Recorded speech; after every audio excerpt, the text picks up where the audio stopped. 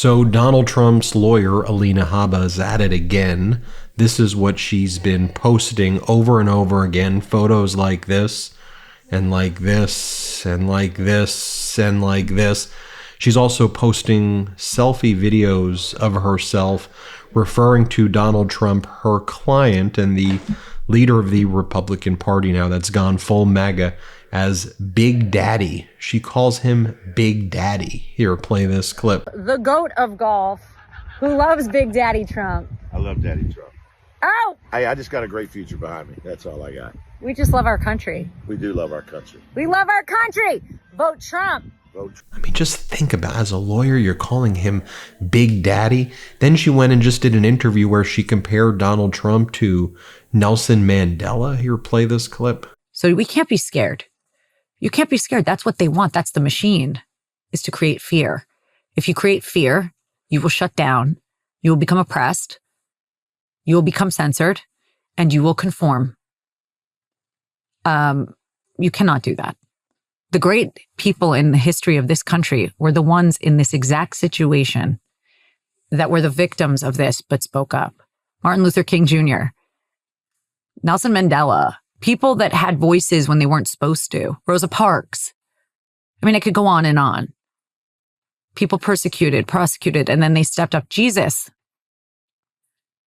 So where do you want to be in this world? Do you want to be insignificant and a follower? Or do you want to be a person that follows your morals and the fabric of who you are and were raised to be?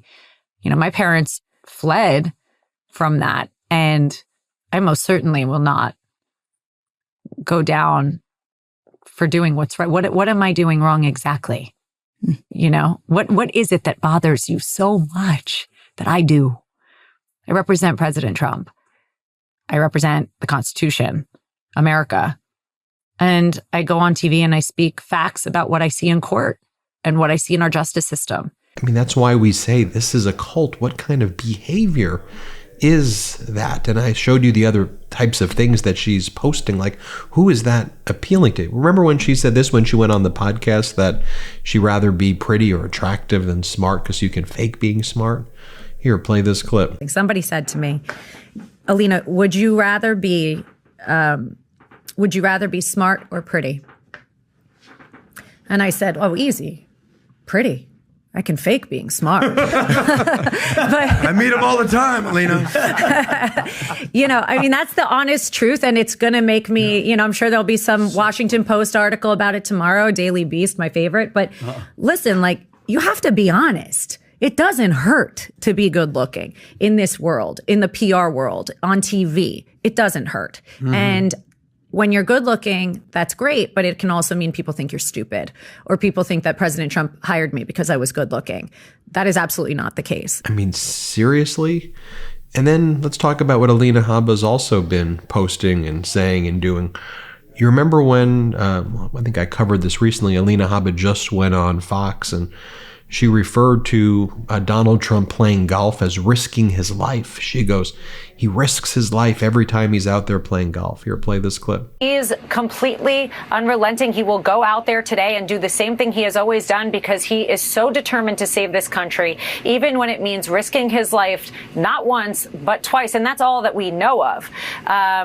You know him, Martha. That's who the man is. He is just the strongest, fiercest fighter that America could ask for. So what you're... Again, it should be noted that the Secret Service has warned Donald Trump repeatedly about his Florida golf course and all these golf courses that he plays on that are in public view near public highways and roads, that these things are dangerous, but Donald Trump refuses to stop playing golf. It's too important to him. By the way, she's now cutting these bizarre ads from everywhere you look on X, formerly Twitter. You have ads that she's making, like this one right here. So anybody that knows me, Alina Habba, senior advisor to the Trump campaign. But let's be honest, I also care a lot about my fit check. So did you know that over 2 billion plastic razors end up in U.S. landfills each year? It's a staggering number, I know, and it's just one of the many reasons why we need to rethink our shaving habits. Henson Shaving is leading the charge in this revolution. Let's join it together. Their razors are made of aluminum with no plastic in sight, not even in the packaging. And get this, they work with standard dual-edge blades that cost less than 10 cents each. Once you have a Henson razor, you're looking at just $3 to $5 per year for blade replacements. It's a win for your wallet and a win for the environment. It's time to say no to subscriptions and yes to a razor that will last you a lifetime. So visit HensonShaving.com/Meidas and pick the razor for you and use the code Meidas, MEIDAS, and you'll get 2 years worth of blades free with your razor. Just make sure to add them to your cart. That's 100 free blades when you head to HensonShaving.com/Meidas and use that code Meidas. And this one right here. Alina Habba at Trump headquarters in Florida, everyone. I'm so excited to be here. And I wanted to go around and surprise these poor people that are going to be crazy and ask them a very important question. If you donate $5, what does it do to help us? Okay, so here we go. Hi. Hi. How are you? Good, how are you? Okay, so I need you to tell me, if we get $5 from that person watching right now, how's it going to help us? We are going to be able to register thousands of people to vote. Perfect. Love that. Thousands of people registered to vote is so important, guys. If you don't register and you're not out there on November 5th, there is nothing I can do or President Trump can do without you. Hey. Hi. How are you? Good. Tell me what $5 does for us. $5 means we can put on hundreds, thousands, and more rallies. Love that. If you put on a rally, you get to hear me yell at you and tell Kamala she's the worst.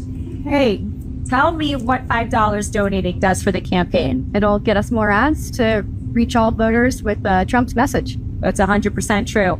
But we need you guys to take a minute, donate, click the link below, and help us make America great again. As the Patriot Takes account said, does Alina Habba have to keep making these donation videos until she gets all of Donald Trump's money back?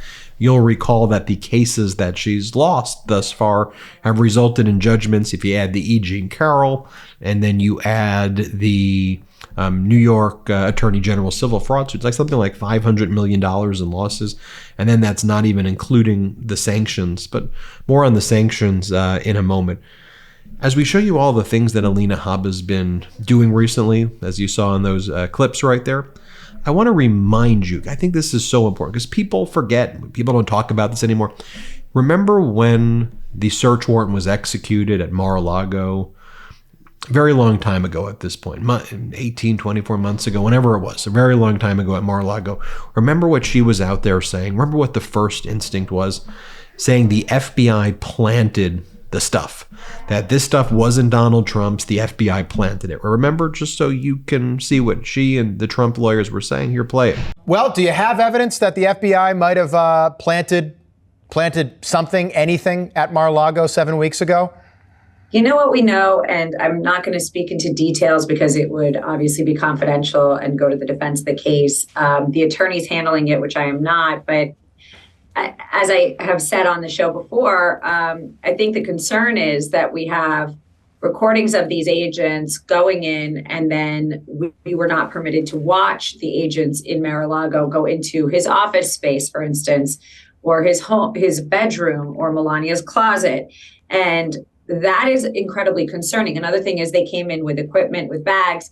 So you never know. Unfortunately, the climate that we're in politically has led us to believe that we can't really be sure that they're following the rule of law at any point. And that's the most concerning thing, I think, for all Americans right now, Rob. Yeah. And this was something that was repeatedly pushed by her, like this. Play it. This was on Fox. This is a joke. This is memento. And quite honestly, I'm concerned that they may have planted something. You know, at this point, who knows? I don't trust the government. And that's a very frightening thing as an American. If I didn't want to be an American and go to another, this is third world stuff. We've heard it. This is Cuba. This is not our country. People are saying. But now, in the past week or two, she went on Fox, and her now perspective on everything is that actually Donald Trump's immune from everything. Supreme Court said you can't even prosecute Donald Trump. I'm trying to show you how these arguments, if you want to even call them that, just evolve and are so malleable. They make no sense. This is where she's saying now. Supreme Court says Donald Trump could commit any crime he wants to commit. Here, play this clip. Why we are here. Judge Merchan's decision today, while it does show some deference, is still flawed, in my opinion, because of one thing. Like you said, the Supreme Court, which is the highest court in this country, a country based on the Constitution, separation of powers, we have that in place for a reason. They said that a president is immune, and that's all presidents, not just President Trump, from these types of political or any, frankly, prosecution, persecution, civilly or criminally.